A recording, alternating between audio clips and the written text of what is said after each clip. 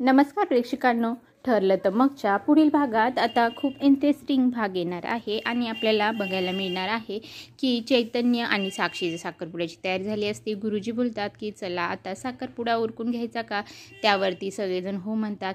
तेव्हाच इकडे आता पूर्ण आजीन ते येतात आणि म्हणतात आमच्याशिवाय का।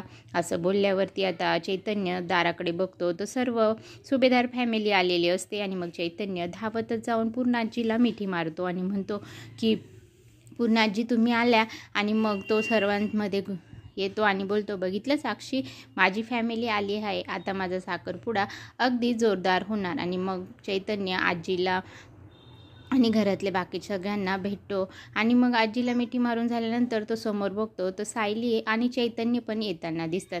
आता सायली आणि अर्जुन आलेले बघून चैतन्याला खूप आनंद होतो, मात्र इथे साक्षीच्या तोंडावर बाराच वाटतात, कारण अर्जुन आणि साक्षीला बघितल्यावर तिला घामच फुटतो।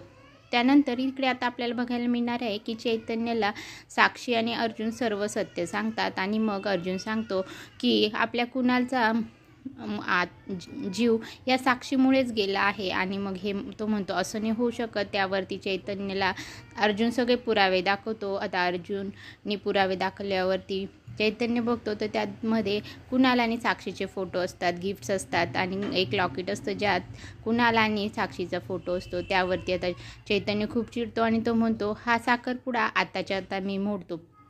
त्यावर अर्जुन चैतन्याला सांगतो की तू असं नाही करणार, आता हा डाव साक्षीने सुरू केला आहे आणि तो मोडणार आपण आहे।